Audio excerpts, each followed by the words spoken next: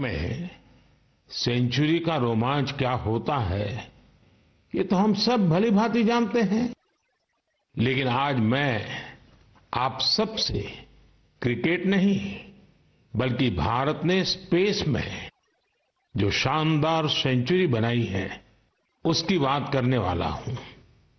पिछले महीने देश इसरो के 100वें रॉकेट की लॉन्चिंग के साक्षी बने हैं। ये केवल एक नंबर नहीं है बल्कि इससे स्पेस साइंस में नित नई ऊंचाइयों को छूने के हमारे संकल्प का भी पता चलता है। हमारी स्पेस जर्नी की शुरुआत बहुत ही सामान्य तरीके से हुई थी। इसमें कदम कदम पर चुनौतियां थी, लेकिन हमारे वैज्ञानिक विजय प्राप्त करते हुए आगे बढ़ते ही गए। समय के साथ अंतरिक्ष की इस उड़ान में हमारी सफलताओं की लिस्ट काफी लंबी होती चली गई। लॉन्च व्हीकल का निर्माण हो, चंद्रयान की सफलता हो, मंगलयान हो, आदित्य L1 या फिर एक ही रॉकेट से एक ही बार में 104 सैटेलाइट्स को स्पेस में भेजने का अभूतपूर्व मिशन हो। इसरो की सफलताओं का दायरा काफी बड़ा रहा है। बीते 10 वर्षों में ही करीब 460 सैटेलाइट्स लॉन्च की गई हैं और इसमें दूसरे देशों की भी बहुत सारी सैटेलाइट्स शामिल है। हाल के वर्षों की एक बड़ी बात ये भी रही है कि स्पेस साइंटिस्ट की हमारी टीम में नारी शक्ति की भागीदारी लगातार बढ़ रही है। मुझे यह देखकर भी बहुत खुशी होती है कि आज स्पेस सेक्टर हमारे युवाओं के लिए बहुत फेवरेट बन गया है। कुछ साल पहले तक किसने सोचा होगा कि इस क्षेत्र में स्टार्टअप और प्राइवेट सेक्टर की स्पेस कंपनियों की संख्या सैकड़ों में हो जाएगी। हमारे जो युवा जीवन में कुछ थ्रिलिंग और एक्साइटिंग करना चाहते हैं उनके लिए स्पेस सेक्टर एक बेहतरीन ऑप्शन बन रहा है। साथियों, आने वाले कुछ ही दिनों में हम नेशनल साइंस डे मनाने जा रहे हैं। हमारे बच्चों का, युवाओं का साइंस में इंटरेस्ट और पैशन होना बहुत मायने रखता है। इसे लेकर मेरे पास एक आइडिया है जिसे आप one day as a scientist कह सकते हैं। यानी आप अपना एक दिन एक साइंटिस्ट के रूप में, एक वैज्ञानिक के रूप में बिताकर देखें। आप अपनी सुविधा के अनुसार, अपनी मर्जी के अनुसार कोई भी दिन चुन सकते हैं। उस दिन आप किसी रिसर्च लैब, प्लेनेटोरियम या फिर स्पेस सेंटर जैसी जगहों पर जरूर जाएं। इससे साइंस को लेकर आपकी जिज्ञासा और बढ़ेगी।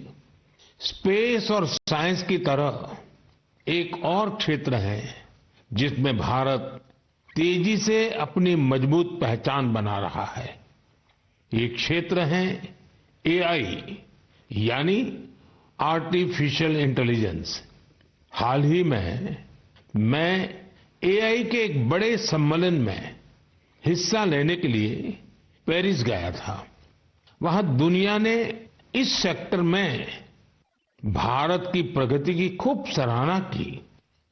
हमारे देश के लोग आज AI का उपयोग किस किस तरह से कर रहे हैं इसके उदाहरण भी हमें देखने को मिल रहे हैं। अब जैसे तेलंगाना में आदिलाबाद के सरकारी स्कूल के एक टीचर थोड़ासम कैलाश जी हैं। डिजिटल गीत संगीत में उनकी दिलचस्पी हमारी कई ट्राइबल लैंग्वेज को बचाने में बहुत महत्वपूर्ण काम कर रही हैं। उन्होंने एआई टूल्स की मदद से कोलामी भाषा में गाना कंपोज कर कमाल कर दिया है।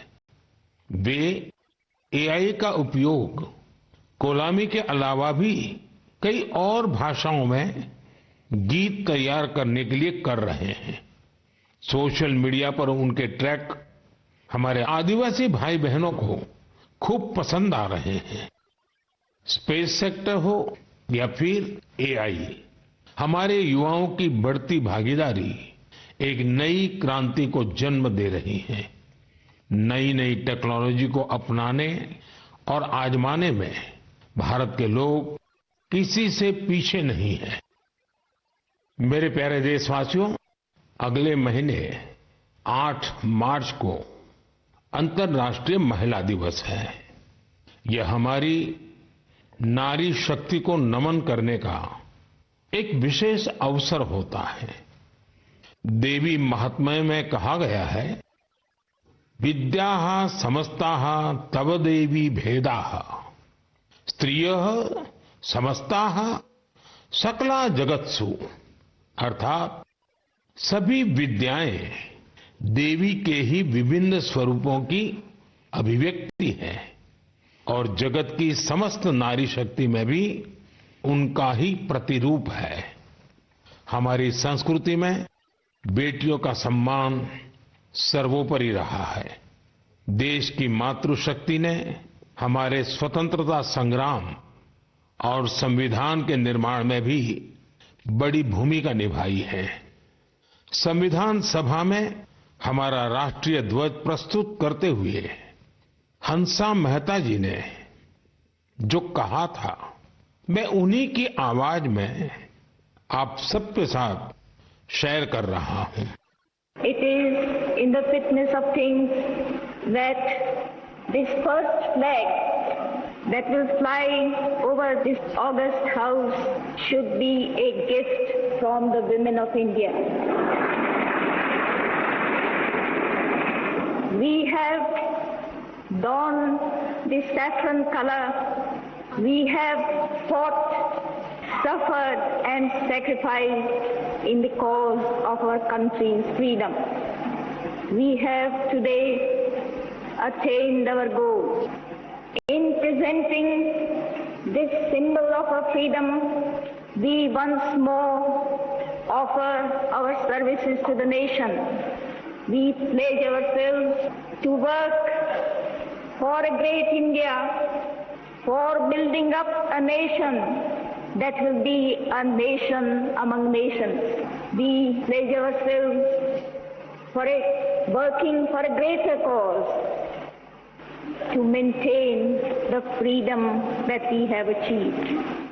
साथियों, हंसा मेहता जी ने हमारे राष्ट्रीय ध्वज के निर्माण से लेकर उसके लिए बलिदान देने वाली देश भर की महिलाओं के योगदान को सामने रखा था। उनका मानना था कि हमारे तिरंगे में केसरिया रंग से भी ये भावना उजागर होती है। उन्होंने विश्वास व्यक्त किया था कि हमारी नारी शक्ति भारत को सशक्त और समृद्ध बनाने में अपना बहुमूल्य योगदान देगी। आज उनकी बातें सच साबित हो रही हैं। आप किसी भी क्षेत्र पर नजर डालें तो पाएंगे कि महिलाओं का योगदान कितना व्यापक है। साथियों, इस बार महिला दिवस पर मैं एक ऐसी पहल करने जा रहा हूं जो हमारी नारी शक्ति को समर्पित होगी। इस विशेष अवसर पर मैं अपने सोशल मीडिया अकाउंट जैसे एक्स, इंस्टाग्राम के अकाउंट्स, उनको देश की कुछ इंस्पायरिंग वुमेन को एक दिन के लिए सौंपने जा रहा हूं। ऐसी वुमेन जिन्होंने अलग अलग क्षेत्रों में उपलब्धियां हासिल की हैं, इनोवेशन किया है, अलग अलग क्षेत्रों में अपनी एक अलग पहचान बनाई है।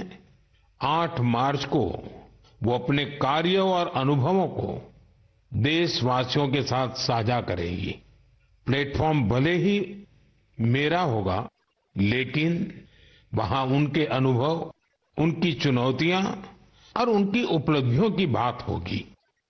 यदि आप चाहती हैं कि ये अवसर आपको मिले, तो नमो ऐप पर बनाए गए विशेष फोरम के माध्यम से इस प्रयोग का हिस्सा बने और मेरे एक्स और इंस्टाग्राम अकाउंट से पूरी दुनिया तक अपनी बात पहुंचाए।